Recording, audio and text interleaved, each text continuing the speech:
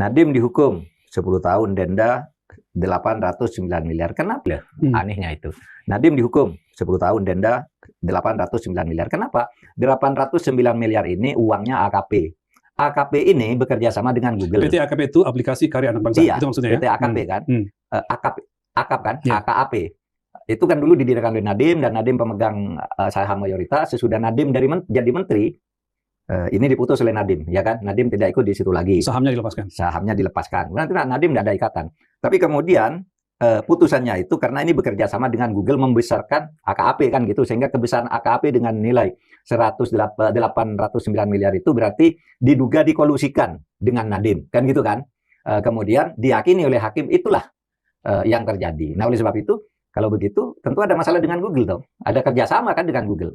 Dan Google sudah memberi keterangan di dalam itu tidak ada gitu. Nah, kalau sudah bilang tidak ada, itu bisnis biasa dan tidak ada bukti satupun yang mengaitkan Nadiem dengan dana itu, baik terang-terangan maupun tersembunyi. Kok kemudian itu dijadikan dasar keyakinan bahwa itu adalah karena kerjasama AKAP dengan Google yang sebenarnya itu entitas yang semuanya berbeda dengan Nadiem.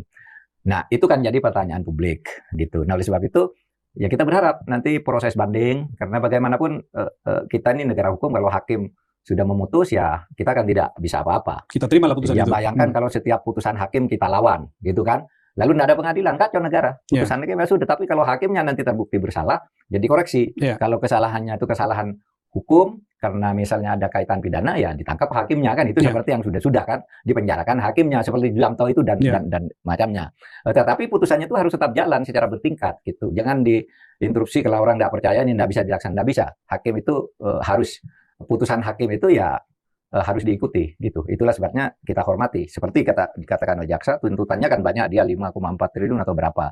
Tapi hanya diyakini oleh hakim 809 M, kata jaksa, ya kita hormati gitu. Kita sudah berdebat, saling buka di depan sidang gitu.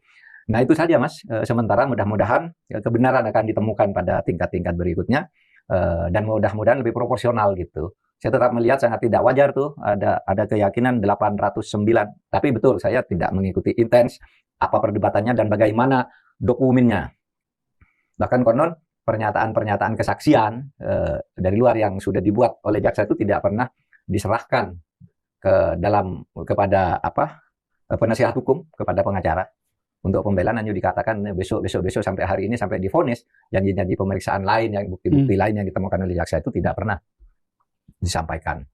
Sehingga maka saya kembali, ini nampaknya memang digiring ke arah itu.